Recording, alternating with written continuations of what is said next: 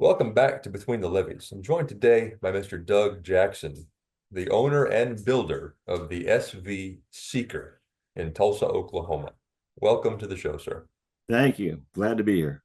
It appears that we find you on the vessel this morning. Where are you now, right now? I'm on anchor in St. Augustine, Florida. Been here for, at least a couple of months. I'll probably be here for at least another 6 weeks. So I move around and shake down the boat, and then we fix everything we broke and try to finish building her, because we're still building her while she's on the water. How long have you been living on the boat? About 2 years now. Yeah. Started off, in the Ark, well, came down the Arkansas River and through the Mississippi, and that was our first journey a couple of years ago. Actually, I was stopping along the way. I spent some time in Muskogee, spent some time in Kerr Reservoir up on the Arkansas, spent time on the Lake Dardanelle, Russellville, Arkansas, and then we crewed up and did 15 days from Russellville down to New Orleans, and then jumped across to Alabama. So I see we went into Pirates Cove, Alberta, Alabama, spent some time there. By the time we got over to Pensacola, we had the sails figured out and put together. And so we learned to sail this thing in Pensacola Bay. So it's been a good trip so far. Quite the journey. Do you still consider Tulsa home? Oh, sure. Why not? You got to have a legal mailing address somewhere. So it might as well be Tulsa, Oklahoma. I spent plenty of time there. Have you been back home in the last 2 years at all? No, not at all. I have no plans of returning, actually. Fascinating. Well, it costs a lot of money to go upstream. It's pretty cheap coming downstream. Indeed. These episodes usually begin with, where you were born and tell me about life growing up. So, Sure. you mentioned in our little pre-interview a career that we didn't really discuss yet. So, I guess walk me through, where you were born, what life was like growing up, what led you into your career, what led to this project you're currently on, and that was another question. I just lost it. That's Hell. okay. I won't remember that much anyway. So Yeah. you have to coach me through it, Tim. We'll just start there. Go ahead. So, Okay. where you were born? So I was born in Brownsville, Texas. That's as far south as you'd go before you're a Mexican national. And I grew up there. It was a fantastic childhood. My dad had feed and seed store and pigs and farming and hay baling and all that stuff. So I was involved in all of that. I'm the youngest of four boys. And I was the one that they did not set up a college fund for, because they could see the writing on the wall. I had smart parents. My dad was a real adventurous sort. But I fell in love, and I actually did go to college, but I had to work three jobs to pay for the thing. And I got into the IT career. And the thing is, I've always played it safe. I lived like my mother. It's like everything was very cautious. You don't go swimming an hour after you eat and all that stuff. But I think I reached an age, maybe a couple of decades ago, at least, that I decided my dad was having a lot more fun when I look back on things, because he was the kind of guy that he'd take risk and he'd laugh so much when things happen that you think, oh my God, and he's the first guy that's just laughing his belly off, because he sees if it's not in my control, then let's see the humor in it. And so I want to be more like that. I wanted to have some adventure, something before I die, because we live so long nowadays. We have two lifetimes, and so I decided to change everything. This boat is that change. So I have, started this dream probably about 20 years ago, and I'm here today. I'm still loving it. So credit to my dad and my upbringing, I guess. Well, fill me in a little bit. Yeah, what kind of stuff did you do as a child? What were you always drawn to the water? No, well, we had the bay there. We had Boca Chica, where Elon's launching rockets now, and the beach so we spent time out there on the water. We had boats, lots of them. Spent time paddling the rivers in Texas. The small ones with rapids, and a lot of deer hunting and that sort of thing. A lot of life outside, but most of my time was spent working in the store and bagging feed and moving bales of hay and digging ditches. I owe my a lot to Manuel, who taught me how to sharpen a shovel well and dig ditches properly. And we put in water lines and sewer lines and all that. And I kind of thought that was going to be my career. In fact, my dad did too. He got us a backhoe, and I just fell in love with that machine. So, I was going to be a backhoe operator. It was falling in love with a girl that made it mandatory that if I was going to follow her, I was going to have to go to a college. So I found computers, and they hadn't written any books for me yet, which was good because I read terribly slow. So I could manage the computer science thing, and I got a little bug for traveling. My wife and I, we moved to we lived in Bogota, Colombia, teaching school there. I was teaching computers, and she was doing whatever she does, special ed. And then went over to Timagana, West Africa. So I enjoyed the travel, and I enjoyed the diversity of people on the planet, I guess. And I saw the boat as a route into that as well. So it's all been good. I've enjoyed it. Well, tell me about your time in Colombia and West Africa. Oh, well, as an American teacher, so I was teaching in an American school. Bogota, uh, those are the worst students in the world, because they have more money than God, and yeah, they know it. And my questions there is, why do I have to learn to type? And it's like, well, because you're going to university in the United States, you may not want to look like an idiot, so learn to type. And then I went to Africa, and there I had the ability to work in the SOS Kinderdorf, which is a orphanage system for all over Africa. It's Dutch run, and they bring students in that have the ability to do well on test. And our job is to spool them up through the IB curriculum and get them ready to go to university in Europe, South Africa, the United States.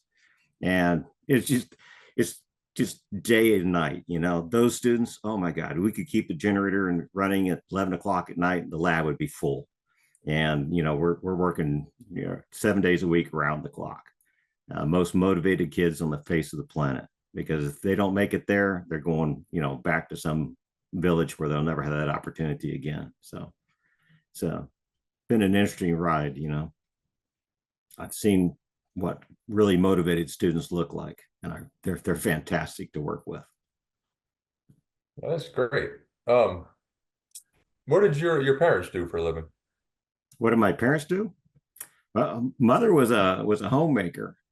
She was also a busybody at church. It was a very a religious family, and that was something I've brought along for a long time too. I was steeped in it, we should say, but I've broken free of my bonds in that regard, much to the duress of some of my family. But today I direct my family are the people who I choose to have around me. People like Brandon and others.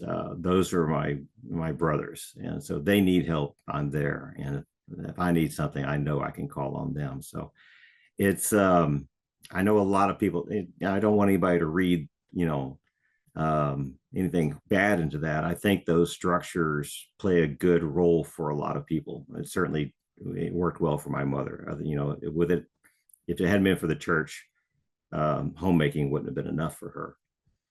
And she actually ran the business after my dad passed. But I lost my dad when I was 19 years old, and that was tough. Yeah, I was already an angry youth, and that really made me a very angry youth.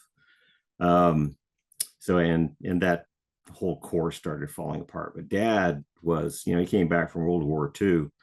He moved to work in the store with his father-in-law, and his father, and he started shipping chickens into Mexico, thousands of them, truckloads of them, convoys. At that time, Mexico wasn't the country it is today. It was deprived for protein, and he started setting up these guys in the small businessmen to be poultry growers.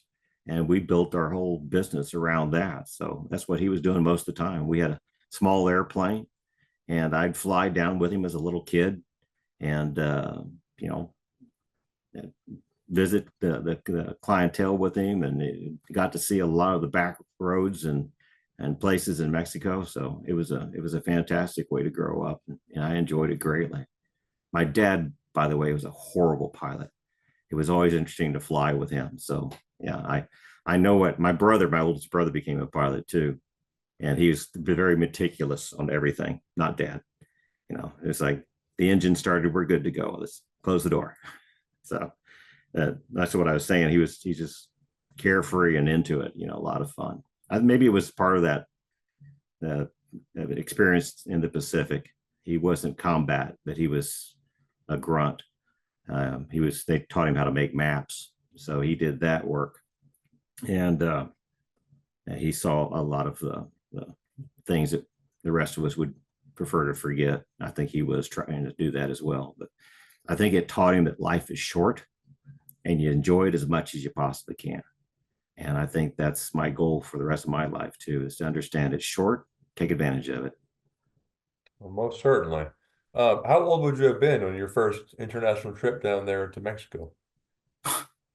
Maybe 8. So, Any especially harrowing experiences in the plane oh, with him and yeah, anything? yeah. Oh, no, when I was about 12, maybe, we went to a place called Chiconcuac, and it's a town in the mountains south of Mexico City. I don't even know how we squeezed into the runway, but Dad could manage it. And this kid picked us up to drive us to the farm, and he's younger than me by at least 3 years, and he's got pedals duct taped to the Volkswagen, so he could reach them with his feet. He's short. I mean, I'm 12 or 13. He's maybe 10. he's driving us, and my dad's just laughing. He thinks it's hysterical. I'm sitting in the back seat, white knuckled, thinking we're gonna go. These are mountain roads. I mean, you can look over the side and see 1,000 feet down. And so that's one of my memories about my dad, is him being just absolutely tickled to death that I was terrified in the back seat while this young kid was blasting down these roads in a Volkswagen. So What about any good memory. flights? What about any flights to or from? You said he wasn't the greatest of pilots. Yeah. When they fill your plane up, they have a little piece of paper they give you, and it has a check mark for your left wing, right wing, and auxiliary. Well, the check went through all three tanks. Now, if you're Andy, my oldest brother, you open up and you look inside the tank to make sure they really did put fuel in it. Well, he looked at it, so the check mark goes across all three tanks. Now it went across 2 tanks, and it just kind of, the auxiliary they didn't touch. So we're flying back, and he calculates the fuel load for distance and wind conditions and everything. Just you don't want to carry too much.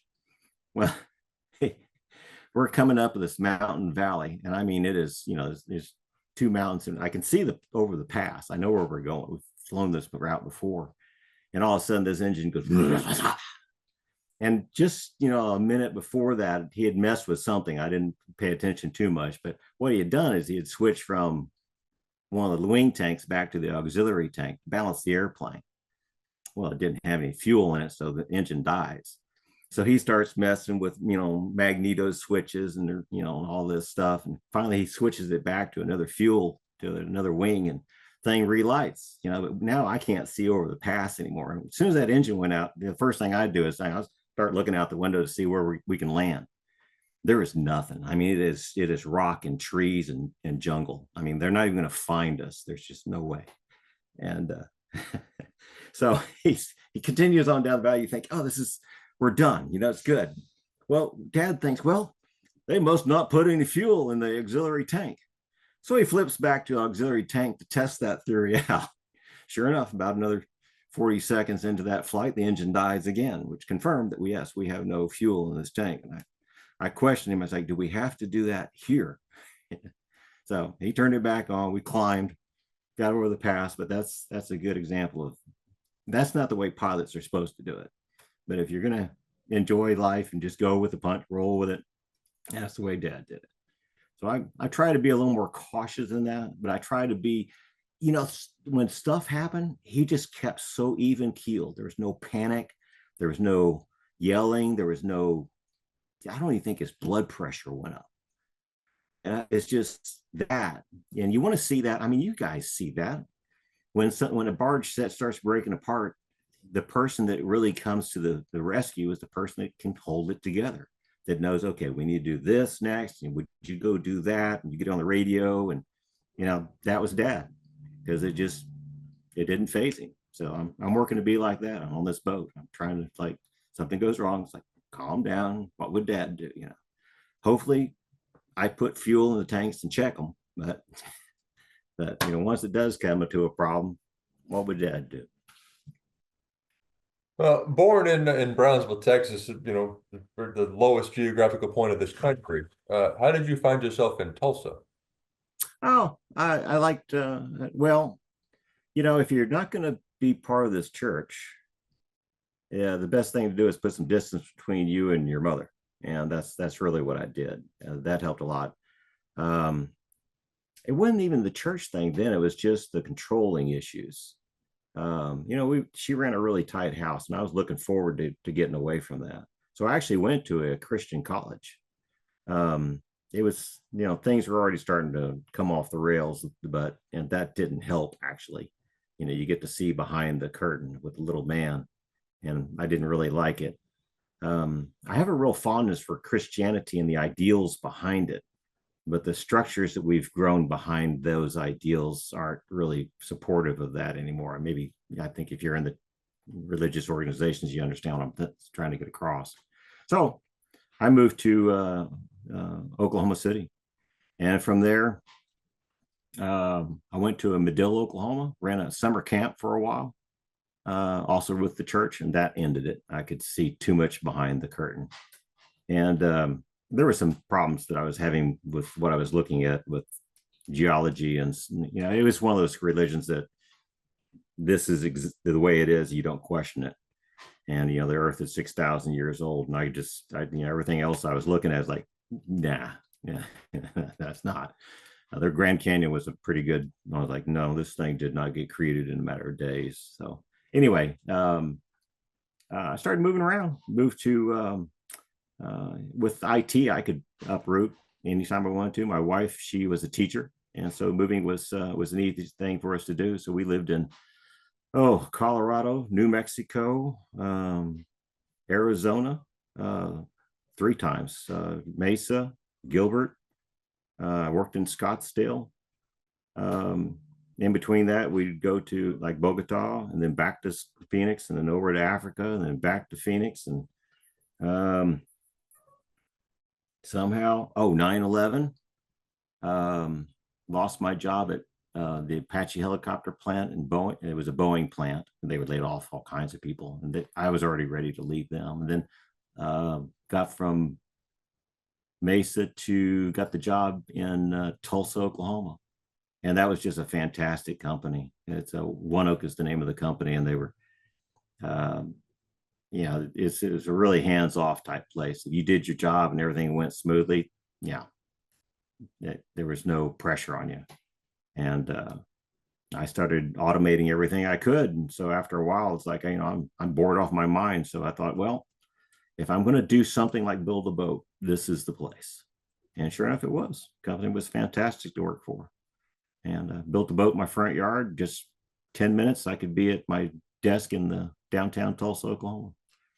And the boat was in North Tulsa, of course, too. So not the kind of neighborhood that a lot of my people at work would not go to, because has more color than they're used to. But it was a lot of fun. I enjoyed it. I had great neighbors there. I learned a lot about, I guess, it was a lot like third world country in some regards. Your expectations are probably wrong. They're just people, and most of them are really good people trying to get ahead. So it's no big deal. You mentioned your wife and traveling with her all over the place and Yeah. internationally. Is she with you on the boat or back in Tulsa? No, we're divorced. We stayed married, and thanks goodness to a lot of marriage counseling, but we made it for 35 years. So we got one son through the works, and that actually turned out to be really good. I'm not sure she had this boat in her heart. I think she wanted it because she knew I wanted it so bad. But she's off and doing her own thing now, and so is my son. He's old, so I'm footloose and fancy free. I've had really good friends along the way. I've got one in Tulsa, Betsy, that we were together 10 years. And uh, then I have a real girlfriend, which is surprising. Betsy, everybody thinks she's girlfriend. She's girl spacebar friend, but I don't really care. But I have a girl no spacebar friend now. She just came into my life. I didn't think I would ever have a woman on board this boat again. Betsy didn't want to be on it full time. She's more of a like, well, is the weather nice and is the sailing going to be easy? Um, which I can completely appreciate. Most people don't even get that far. But this latest girl, Carol, she's been with me for God, we've been together 6 months now. God, that's some kind of anniversary, isn't it? I better do something about that. But she wanted to go sailing, and I've met lots of girls like that. I was actually part of this dating thing called Love Sail, and I dumped it because it's like after, but I was paid up for lifetime. But after the first women I meet there, there's a problem. See, the ones that I really like, they already have a boat, because they can weld and do fiberglass and sail. It's like, man, I just love that one, but she has a boat, so that's an out. And the rest of them, they want to go sailing in the bay for 4 hours in the afternoon, then make the yacht club for dinner and back to the air conditioned condo. And that is not this boat. So this is more like a workshop on the water in a full-time life with no air conditioning. And like today, we went over and got 55 gallons of water because it hasn't rained in a long enough time. I'm too lazy to fire up my water maker, so I don't want to start doing the maintenance on it yet. So it's a different lifestyle completely. It's amazing how many people, and you guys must have this too, don't even realize that there are these things that you can live other places than in a house. You can live on boats and travel the United States on the waterways or the coastlines, and it's just a lot of people get it, but there's just so many of them that you have to explain. I get asked, even on the dock over here when I'm boarding the tender to come back. I was like, do you live on the boat? It's like, yeah, we live on the boat all the time. You don't have a house? No, no house, no house. I scrape the bottom of my boat. I don't mow the yard anymore, so that's where my time goes.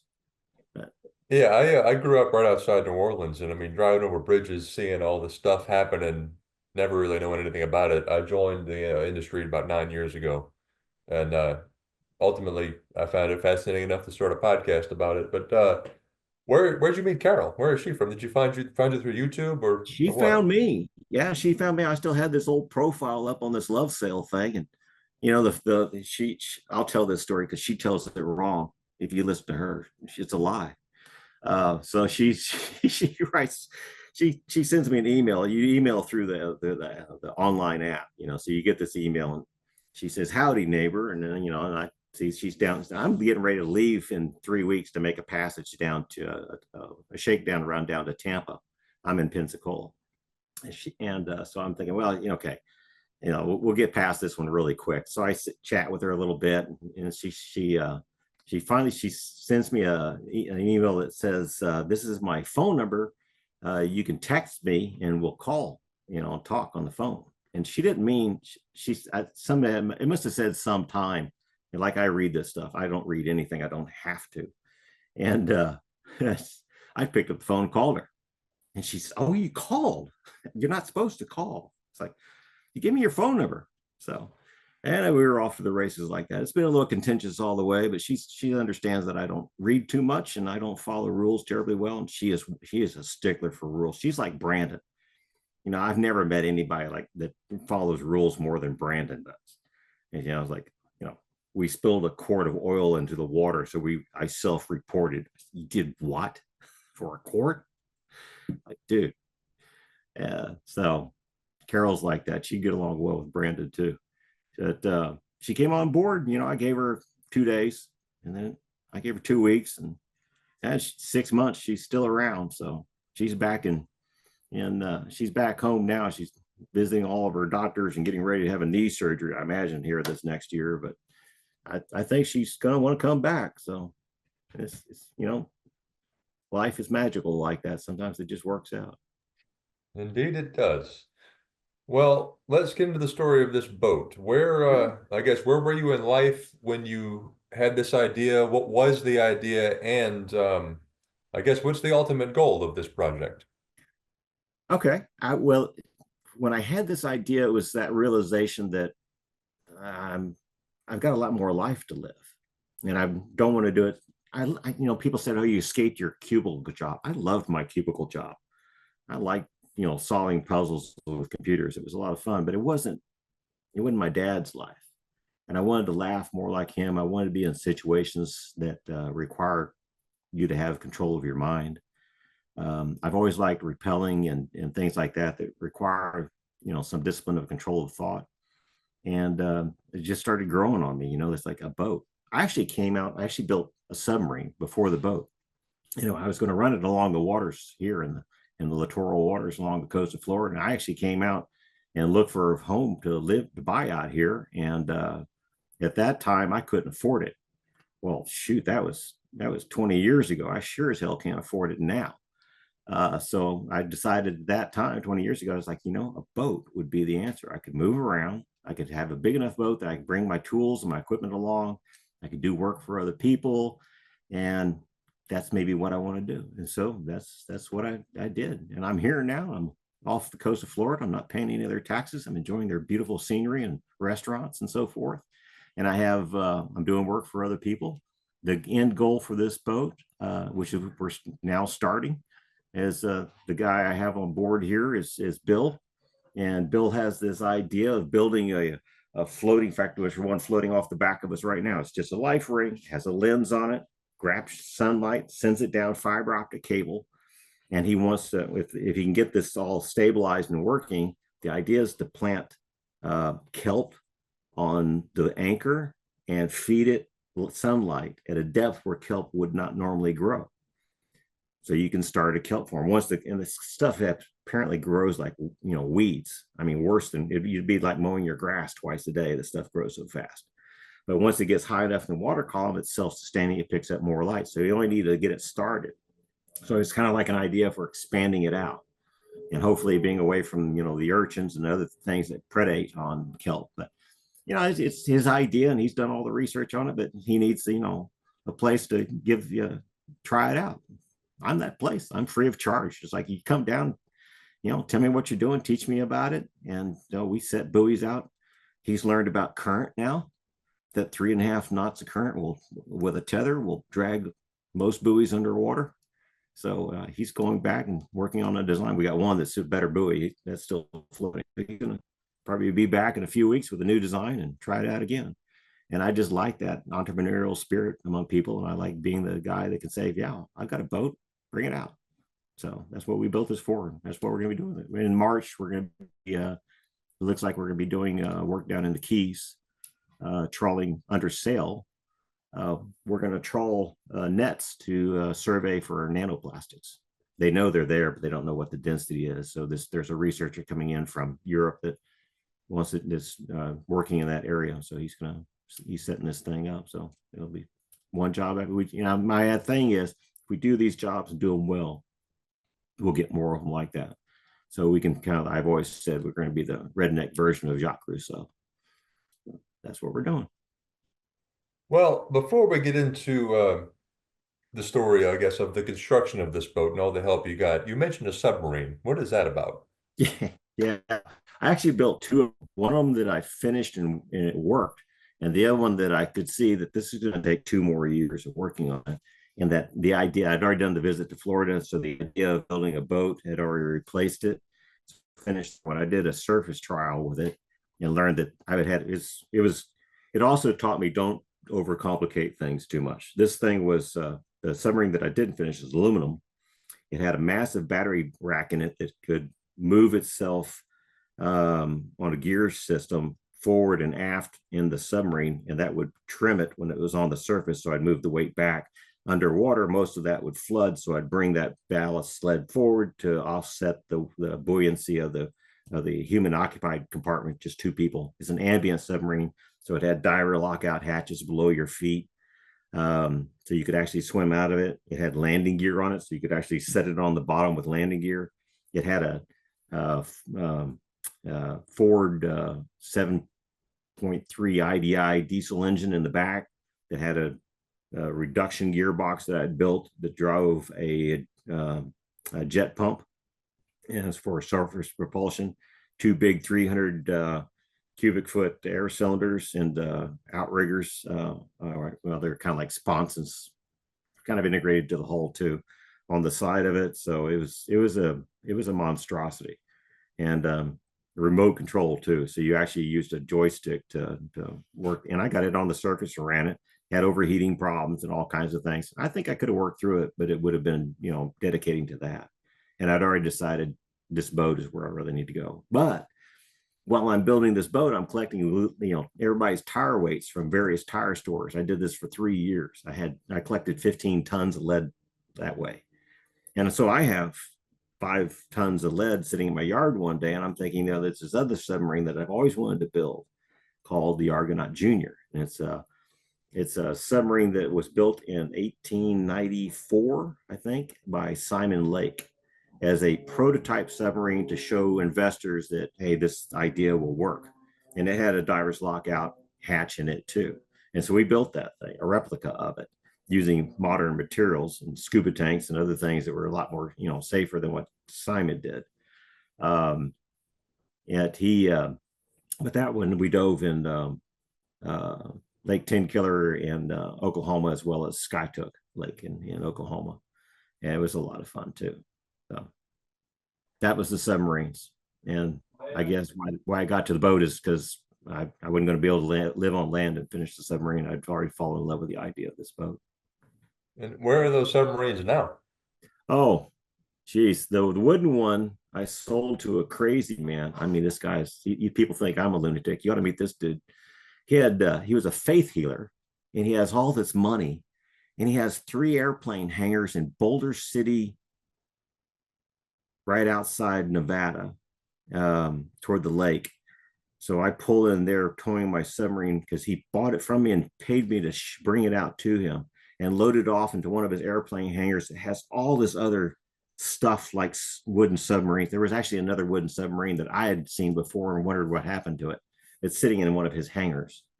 And the aluminum one actually sold to a guy. And the guy that came to pick it up, the driver, I said, what's he going to do with it? He says, nothing. He just buys stuff like this and hauls it back, and it'll sit out in the yard. And that's what happened to it. I actually saw it later on. Somebody had just butchered it with a saw and welder and turned it into a very ugly surface boat. But, I don't have a problem with that. My things, the wooden one, that one got sold too. It got painted swimming pool blue. I saw a picture of it one day too. That's ugly, swimming pool blue. Wood, it's beautiful. But anyway, I think we make a mistake, and I'm not one of those people. I've learned this, and it's part of my happiness, is when you finish something, you're done with it. When you sell it, it's not yours anymore. You give it away to somebody. I don't care what you do with it. It's not mine anymore. It's yours. Do what you like. I've gotten my pleasure out of it already. So I don't build anything to be a heirloom for the future. It's like, we'll use it and tear it up the best we can today. Well, speaking of all that, a lingering question I have, are these self-funded projects? Yeah. Yeah. Weird thing is they pay you really good for doing IT work. I didn't know it. And my ex was really good at spending money too. So after the divorce, I learned that I actually have more money than I thought I did. So, and it doesn't take a lot. I mean, this isn't a cheap boat, but I hear that all the time from people. It's like, well, if I had the money, it's like, well, if you spool back what you want to do and stop buying stuff you probably don't need, you probably have enough, I think people have been sold this bill of goods that we need more money to be happy. And I'm kind of along the line, if you're not happy with what you got now, and you're a little overweight, you got enough, learn to be happy with that. Work on changing what you do, and you know, I guess being grateful, learn to be grateful for what you got. And maybe I was going through all this when I started building this boat. It comes across in the videos some too, and it really connects me in with more people that feel the same way. And so the people that have come and work on this boat, you know, they're better people than I am for the most part. I mean, I do the editing on the video so I can make myself look better. But they've been fantastic to be with, because I really do believe that most people on this planet are top notch. We just have some really stinky ones that have the internet now, so don't let them Indeed. get you. Everybody's got access these days. Mm-hmm. If I may, how much do you have invested in this lifestyle, this project I here? I don't know. I get asked that question. I think the best answer I give you is everything. I hold nothing back. I have a retirement from my 17 years at working at One Oak. I have I have people that support us through Patreon, which I almost don't understand, but they kind of like the vibe and the attitude and the goal setting and the progress. And then YouTube, has income that they pay us for throwing all those horrible ads, which I hope you're not watching. Buy the membership. It's worth not seeing the advertising. Because I saw somebody's YouTube account and they didn't have the membership, and I'm like, oh my god, you watch all this junk? It's like, whatever it is, pay for it, because YouTube has been it's been fantastic. I mean, I got a lot more out of it than I ever thought I would. Just ideas in the comments section. Once you throw away the idiots in the world out of your comments, you can block them. The rest of it there's some really good stuff in there. And then the people that come work on this boat, and just being able to learn how to do something. People ask me all the time, well, how'd you, you're IT, how'd you learn to do that? And like, you know how to weld these two things together. It's like, there's a guy named Jody on YouTube, Welding Tips and Tricks. Fantastic channel. The only thing about Jody is, don't think your first weld's going to look like his. He's been doing it for 40 years. His welds all look fantastic. Your first weld's going to look like dog shit. Let's just be honest with it. Get a hammer on it, beat it to death, see how long it takes you to break it. Okay, if the steel tears before the weld pulls out, you're fantastic. It may not look like dog shit, but it's a good weld. So, we can all do it. And it's like, just stop expecting.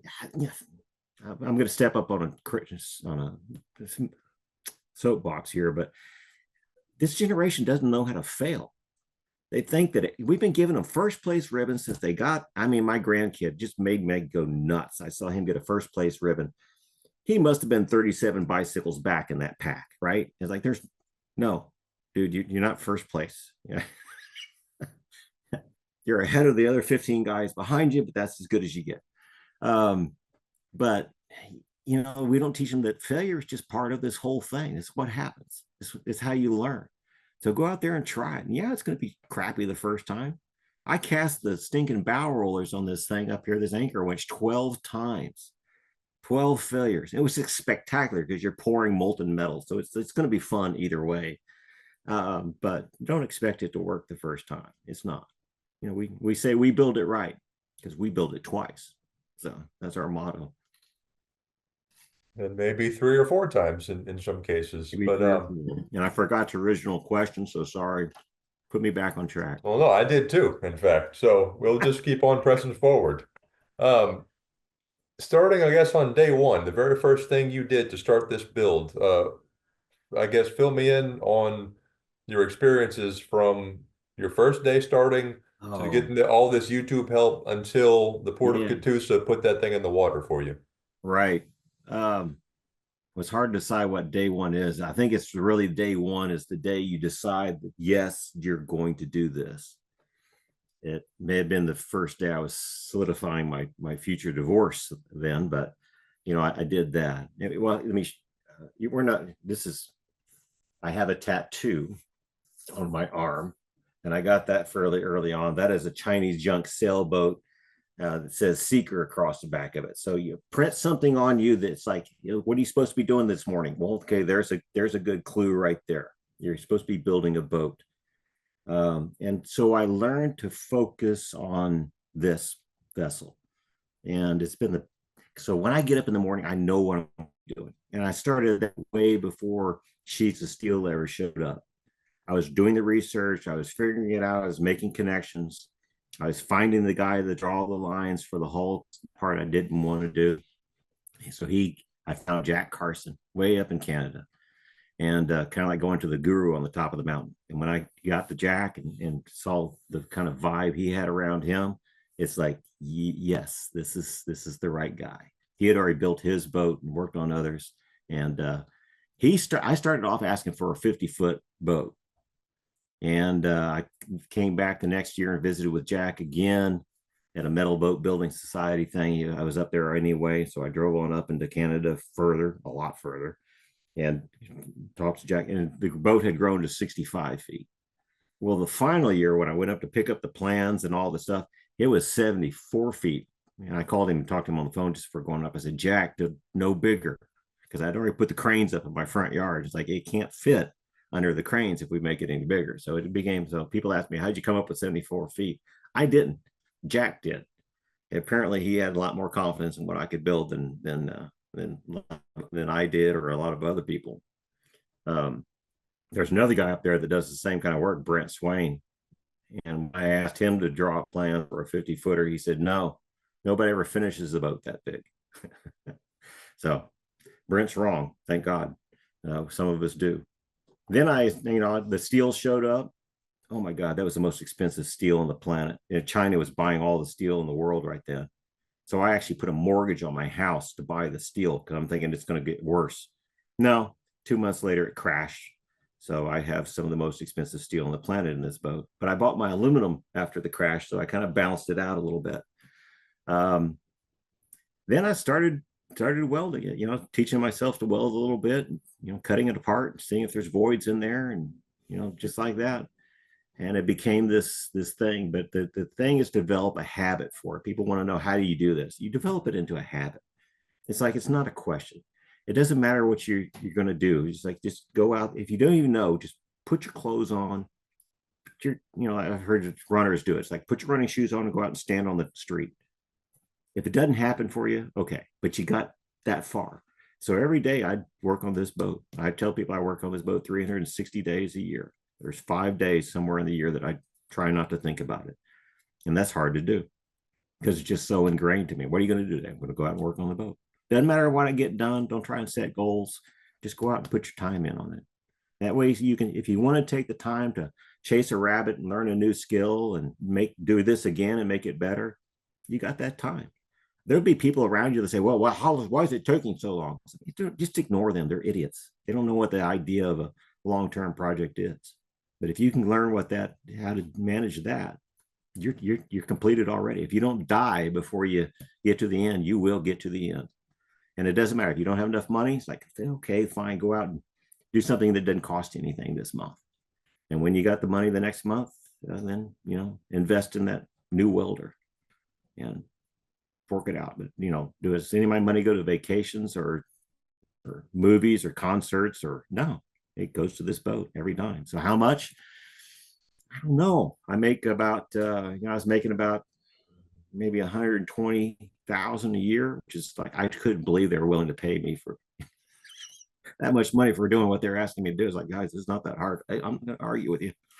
I've got a boat back in my front yard, so and I put everything into it. So, and I don't plan to stop working. I mean, I'm retired. What I really did is I quit my job and I got one that's much harder now. So that's working on the water thing. It's not a vacation. Okay. I've got all sorts of things on my to-do list. So, if you love the work, then you're never having a bad day. Well, I was watching a feature on your project, I think on the Yeti YouTube Oh channel. yeah, that's a good one. That there were some interviews with some locals. What did the locals think of the big metal ark getting built right in their Well, neighborhood? my neighbor is even in on that. Cynthia is in on is on that video, and but yeah, they're very patient people. But I'll go off to the tangent of neighbors first. People always ask, what do your neighbors think of it? I try to be a fantastic neighbor. So if they need something, they get it. They're having a party. I shut down, hand my chairs over the fence. It's like, yeah, no do tonight. Henry learned to weld, her husband, on my welders. I gave him a welder when I left. He built his gate for his driveway out of my leftover steel and so forth. So be a good neighbor. I've learned so much, with all these people coming and giving to me. I've learned, I was thinking, like, why are so many of them doing this? And that I finally learned, it's like that giving of yourself and your time. That's really one of the best things you can do for your mental health, is to help somebody out that needs it, and not through United Way or any of that, for your neighbor. Moving into that side of town and being around people that were struggling, they need the exhaust pipe welded back onto their car because that's the only way they're going to get to work. Well, you can do that. It's no big deal. It's a simple thing. And teach them how to weld the legs of their barbecue pit back on, and help them uh, figure out tools and so forth. One of the best stories I have about that is this guy, Johnny. Uh, Jesus, I think that's his real name too. Sorry, Johnny. Johnny was in my gate.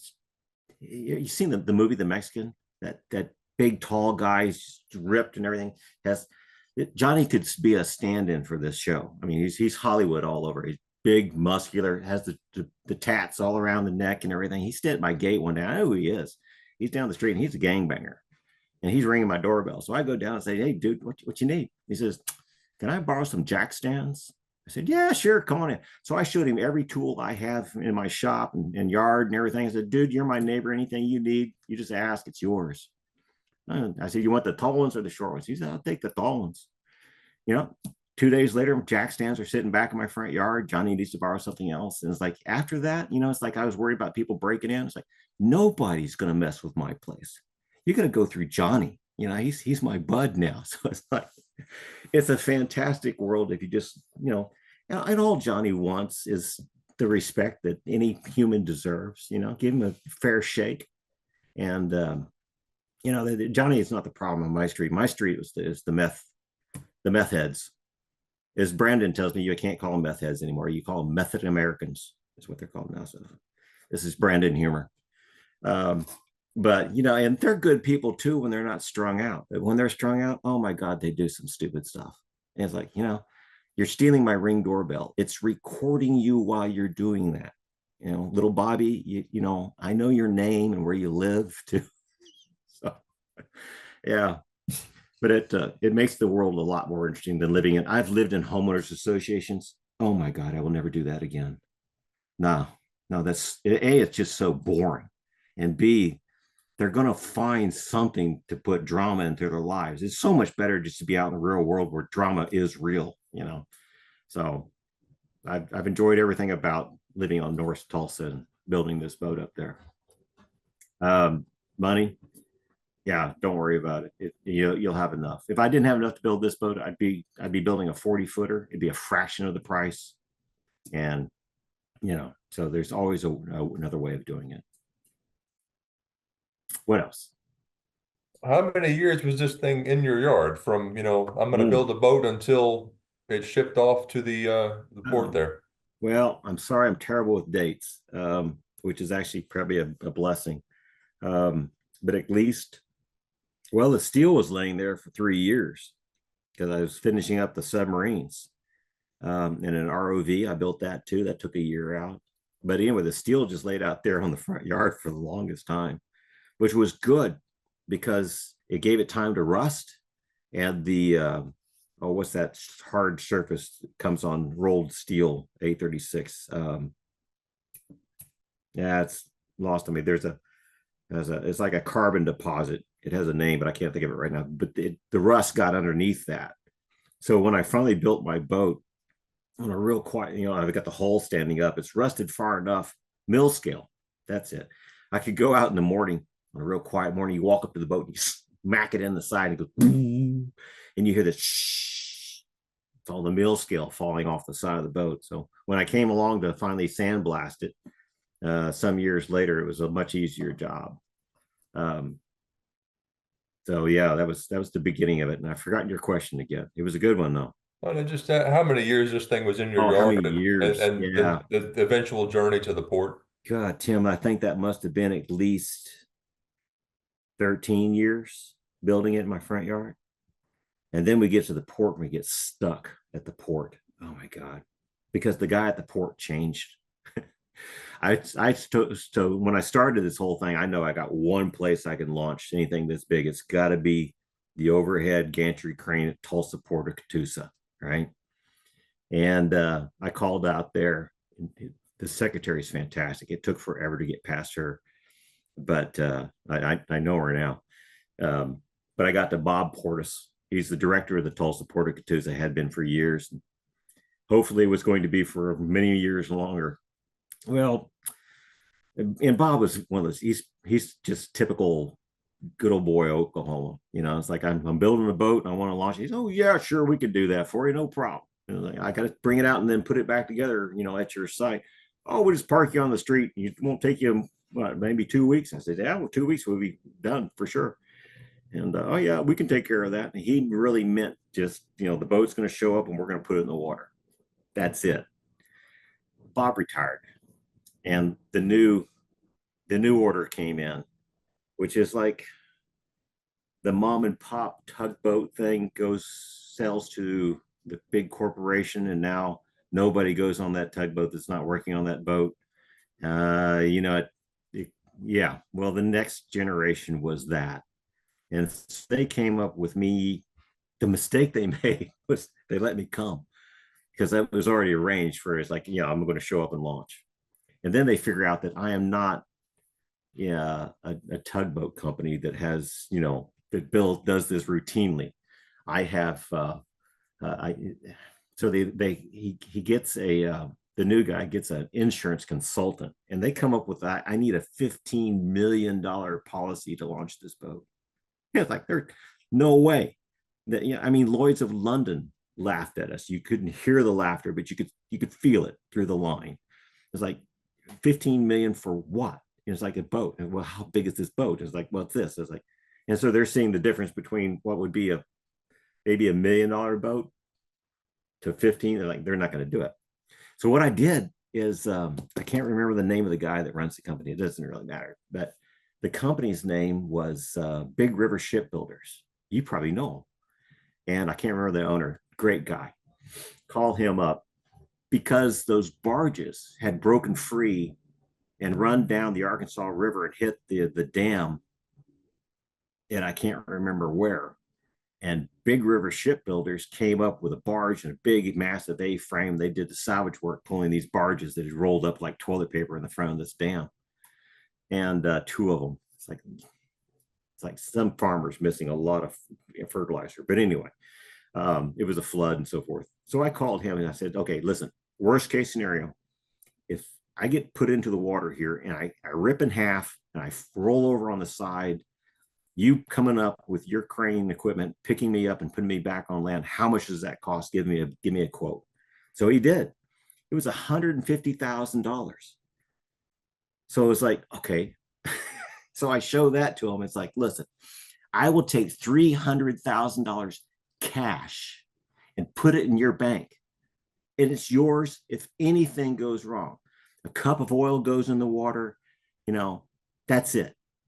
$300,000 yours. Let me launch. No. Because it's not the way it's done. We do it through these channels. We have insurance. So finally, we've got enough bonds and insurance and everything to settle it with the new way the new order, the way it's done now.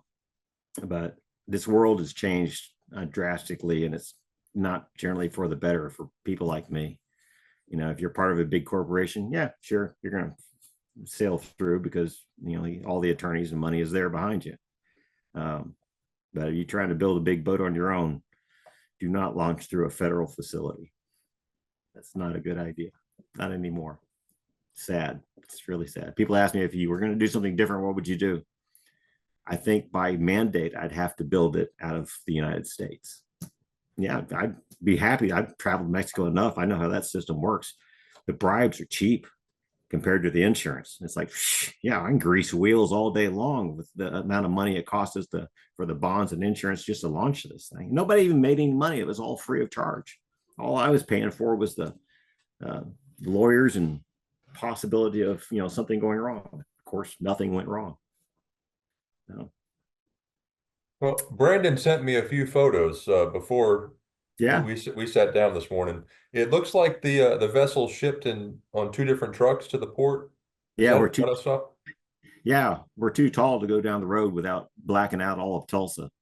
So the keels were 6 inches up off the asphalt.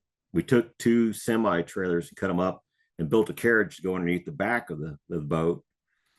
And we attached by bolts and chains a fifth wheel hitch to the front. And I had this boat licensed legally as a trailer in the state of Oklahoma. It cost me $14. North Tulsa Tag Agency. Little old lady there, God bless her. She was like, "We can get this done." I said, "Okay, I'm glad to hear that." So the VIN number is my social security number with a one after it, not an A. And then the other trailer was my social security number with a B because we had to license that one too.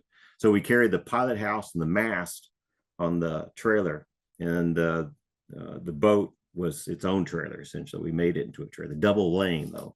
So we shut down all of North Tulsa that day, and yeah, but it's strange to see all the people gawking at us. And we even turned it into we got a friend there, Charlie, who has art cars, and so I got a permit for a parade, so his art cars were out there mixed in with us too. So we just made a festival out of the whole thing. There was cops and news and fire department and all these people. It was a good time, especially since we made it all the way with no problems. Well, how about the adventure of getting this thing in the water and then eventually getting underway down the Arkansas? I got a tugboat story with that. So the morning I'm pulling away from the dock, I'd already done an engine run test for hours, and I'm only going 50 miles down the river to from Tulsa to Muskogee. I'm going to pull into there and ended up did a lot of work on the transmission there. But anyway, I'm. Have you ever been the first guy moving the boat the first time out of a slip? I'm not a slip. I'm against the wall. And it's like, I've never done this before. I know the prop turns and that's it. And it's run for hours and pushes water in the right direction. So I was really happy about that. And they were busy with their tugs that morning. And I rarely see their tugs, but they had three of them up there this morning. And so I'm waiting for them to clear traffic behind me. And I'm going to ease it out, do a nice arc turn. And this boat does not like reverse, no flanking rudders. And so the tug goes blasting past me. It's like, okay, we're clear. So I start backing out and we're making this turn. Then all of a sudden, I start going the wrong direction and start turning back the other way hard. And it's like, I got the wheel over reverse. I didn't do anything. It's like, what's going on? Well, that's when I learned about the currents behind tugs. It's amazing what you guys leave in the water behind you. So yeah, after a while, I got past his wake and it started straightening out again. But yeah, heart stopping, okay? Because I think did I wire the rudder up wrong? Because I'd already checked that multiple times, but it's like you're questioning everything. So yeah, we moseyed down to Muskogee and did work on the transmission because a lot of this boat, it's not marine tech, it's farm tech. The engine down there is a Cummins 5.9 out of a school bus. The pilot house windows here are school bus windows. That school bus came with an Allison 545 automatic transmission. So I thought, well, why not give it a try? Because I don't have all the money in the world. I'd like a twin disc, but it's like those things they cost as much as a divorce. So I got the 545 in there and it did pretty good, except it doesn't have a lockup torque converter on it. They hadn't been invented when they built these transmissions. And so we're getting a lot of heat. So through YouTube, some guy says, I tell him the problem and he says, "Oh, well, you need to get a torque converter eliminator on there. It's what we use to the dirt track all the time. We take those torque converters off." And sure enough, this guy in Texas makes a torque converter eliminator, $200 and bolt that thing in. So now it doesn't have the slips. So the oil temperatures don't go through the roof. Because all we do is run it in first gear all the time. Actually, we run it in drive. We also learned that at 8 knots, it'll shift into second gear. And then things go bad. So you don't want shifting in the second gear. If you need first gear for sure, then you just push the lever all the way forward, and that's really first gear up there. So she is an interesting boat to run. People always come on board. You need a manual for this. And it's like, no, I don't need a manual for it. You do, but I'm good with it. I know how it works.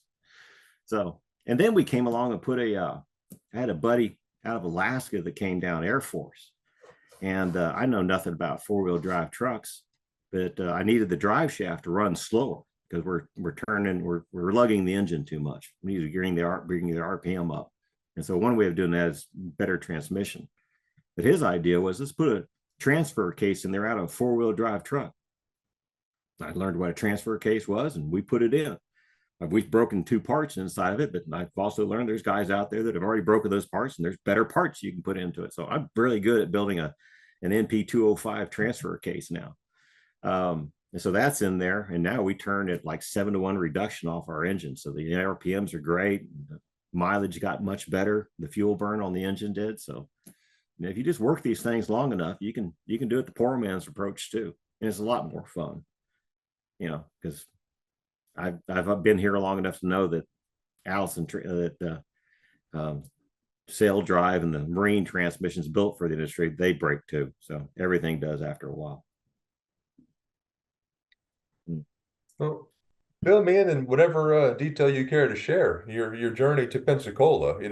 Oh, Turning out of the Arkansas, seeing this barge and tug traffic, oh yeah. the wildlife, the experience, In the the whole thing. middle, Tim, in the middle of the night, because they were working on the Post Canal. They nearly died on the Post Canal. That's another story. No, I came out onto the Mississippi. Yeah, we were out there on the evening. We're coming out on the evening, and we were planning on going down just a little bit and anchoring. Oh, and first thing into the Mississippi, I've been on the Arkansas River for 400 miles and lakes before that.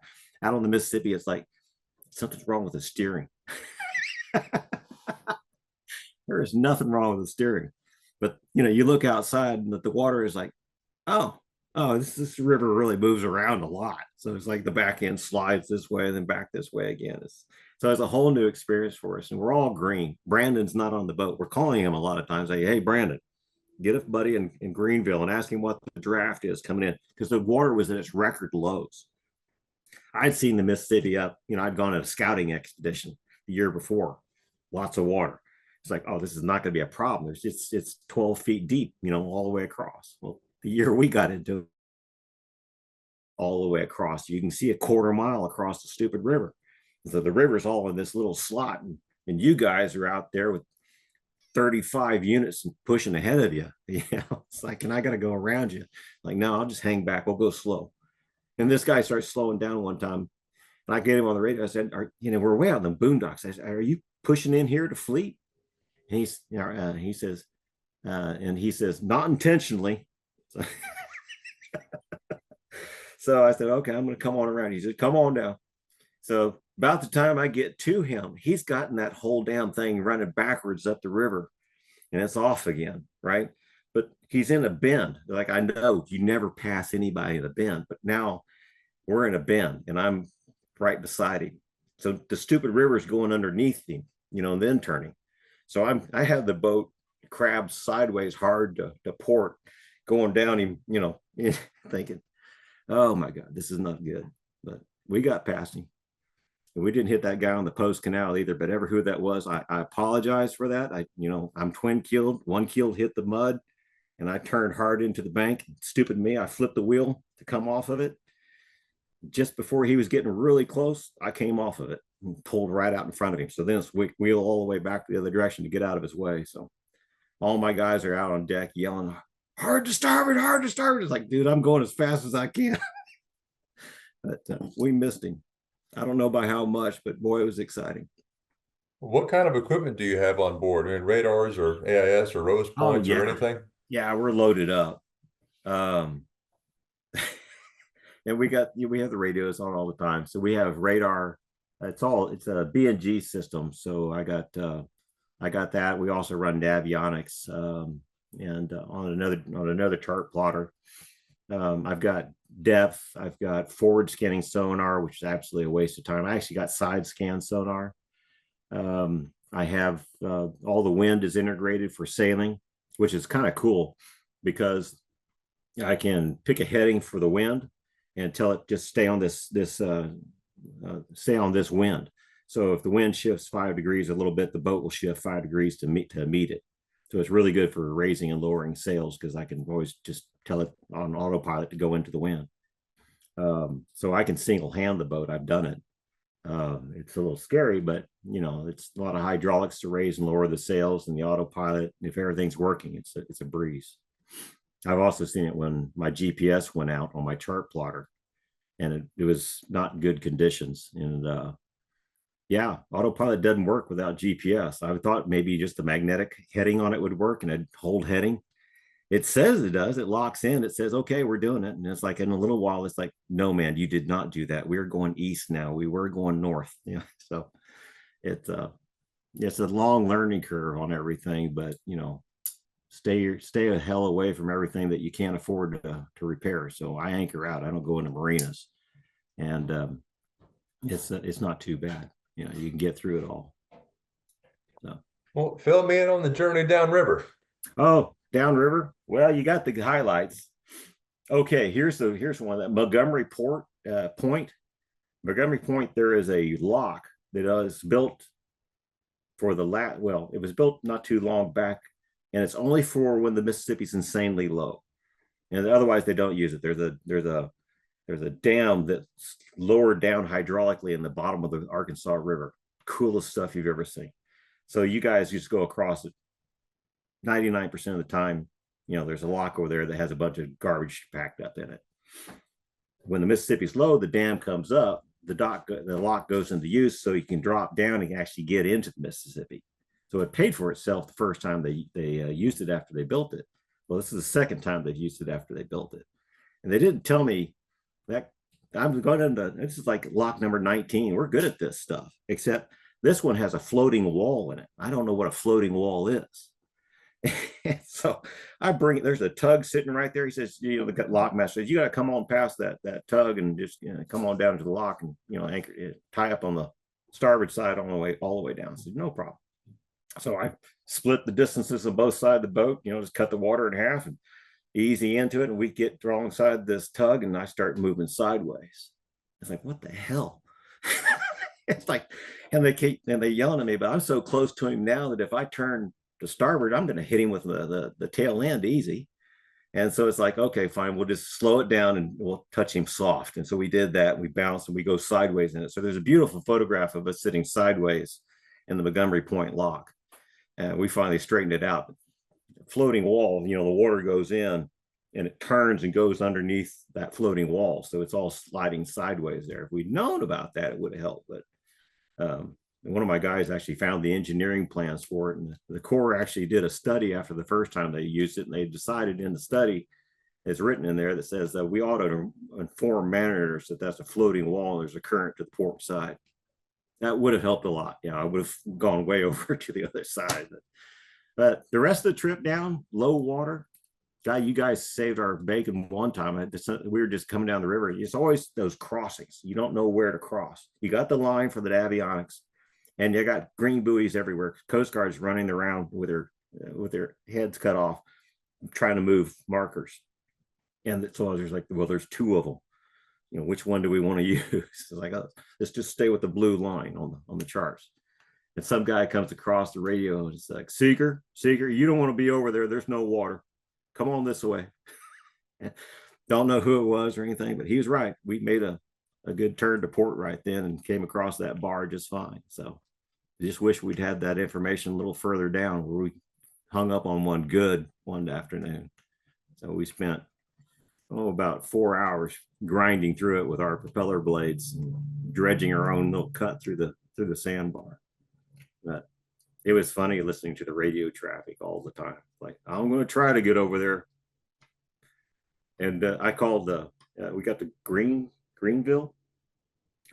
Is it Greenville? Just south of Arkansas entrance into the Mississippi? I believe so. I think so. That's one of our stays.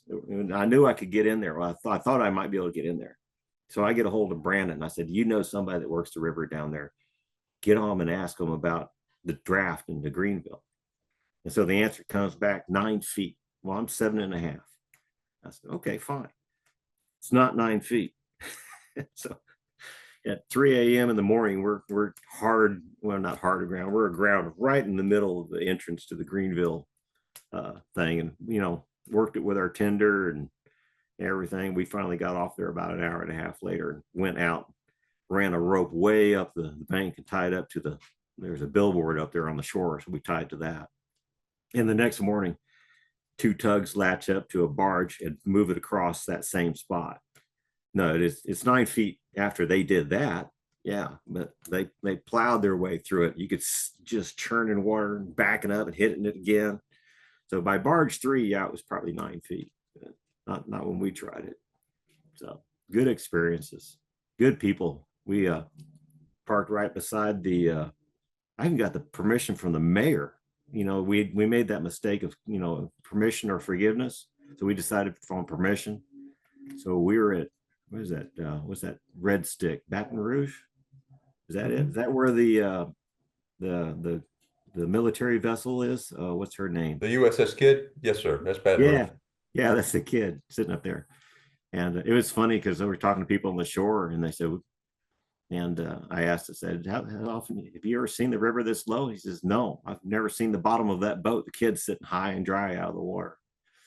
But they were good. We had somebody from the Kid come on board too and give us a little information about it. But that was good. It was your audience may not appreciate this as much as I do, but it's done in love. Understanding what you guys are saying over the radio. Oh my God. It's some mixture of Cajun and Mississippi. But when we finally got down to wherever the ships start meeting us, which is maybe, I don't know, deep water. It's like you get the professional pilots on board. It's like, oh my God, he's articulating his words. I can understand everything he said. So it was like we knew we were getting into the big time then. So good times. I do think my audience will appreciate that little bit, those comments. Yeah. Yeah. Well, we just make you say it twice, and we can understand half of it. So yeah. Did you go all the way to the mouth and make the left, or did you go through industrial lock?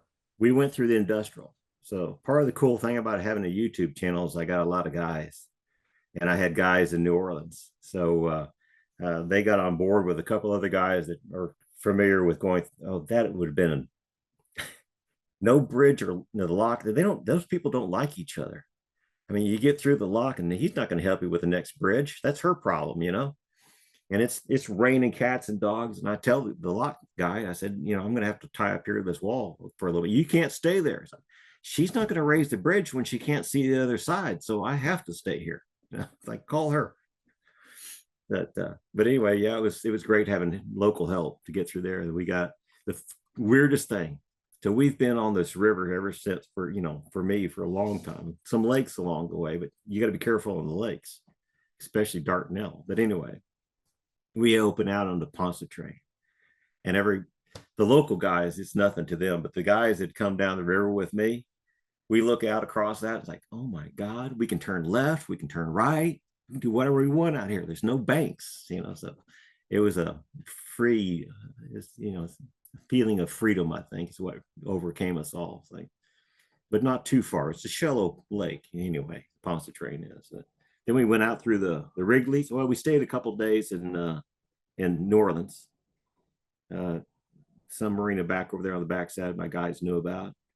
And then we went across Pontchartrain through the Wrigley's, stopped along at Cat Island and Teddy Boy Island and those other things along the ICW there, and it was beautiful, to be out on the saltwater finally, and dolphins and all the wildlife around you, and how quiet it is at night, away from the rigors of cities and barge traffic coming past you.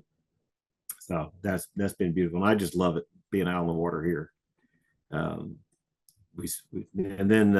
So we got up to Alberta. I highly recommend Pirates Cove. If you have never been there in Alberta, Alabama, great little place. Pizza on the weekend, cheeseburgers during the week. And did a little sailing there, learned that ran aground there under sail, learned that navionics charts aren't always right. Again, they weren't, well, I can't fault them for the Mississippi. Um, and then moved over to Big Lagoon, spent a lot of time there, and we'd cross over into Pensacola Bay and sail there. Got to sail with the America's Cup guys. They do their practice runs out there in those insanely fast hydrofoil things, hydroplanes. I don't know, one of those two, hydrofoils. And yeah, so that was kind of cool. But that's where we learned to sail, heel the boat over hard, put up, try it with just the main, try it with just the foresail, try it with foresail and mizzen, main and mizzen. So, you learn all the ways that it doesn't work very, very well. Then we did a couple trips between Pensacola, Tampa, back to Pensacola, and various, we pick weather conditions that are going to be, this ain't going to be bad. Then we came around from Pensacola around the outside. When we stopped at Key West, wait for a little weather improvement, and then came on up to Fort Pierce. Spent some time in Fort Pierce. I got a buddy there, did more work on the boat. Being outside is really the best. People ask me, well, you're going to use the ICW. It's like, no, not if I can't, not if I can avoid it. You have to be awake and paying attention to that. You miss a mark and you're on ground. That's it. And I love towboat, but I'm not going to lose my deal with them by calling them every too much. They've pulled me off twice now. Well, they pulled me back in. I lost a power steering pump going out of where was I leaving? I was leaving Fort Pierce, and I lost my power steering pump. Well, that thing powers my blades pitch on the Hundestead, and I don't have a backup pump for that. I can swap it out real fast now, but I didn't have one then. But yeah, so that I thought I'd lost the drivetrain again, and I hadn't. So I actually called Towboat. I said, because I'm right in the middle of the cut. I'm sitting in the worst possible spot.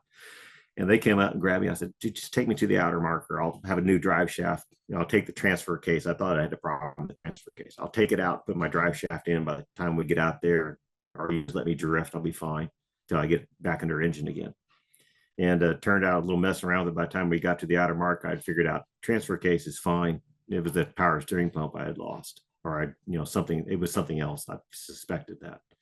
So he tows us all the way back in. We fixed that. So kind of the whole story for this boat is, see what we can break, see how to fix it and make it where it won't do that again. Or if it does, at least we know how to handle it much faster than the time before. And that's worked out well for us so far. Well, what's next for you in that boat? Next for me on this boat, spend another 6 weeks here, maybe more. I still have primer on the deck. That's not even top coat out there, but I got a lot of things to do. Sail covers. So more work on the boat here. If I can help out guys like Bill with his little projects, then that's fantastic too. But then we're going to kill some time. I got to sail the boat some more. I want to make sure, give it another shakedown. So we're going to go over to the Bahamas, spend a little time out there this winter, and then down into the Keys for March and trawl some nets and with a project, and then head up and seaboard, how far north we can go, because I want to find kills in a big tidal zone. That way I can put anti-foul back on the boat and go off Mississippi on sandbars. So more bottom work. Well, my little YouTube channel is still very young, still very small. Hopefully we can attract a little percentage of your audience here, man. You're welcome to them. I got plenty. So, well, thank you very much for your time here this morning, sir. It's been my pleasure. Thank you. Appreciate it. We'll keep in touch, my friend. Okay. This has been a production of Where You At Studios, LLC.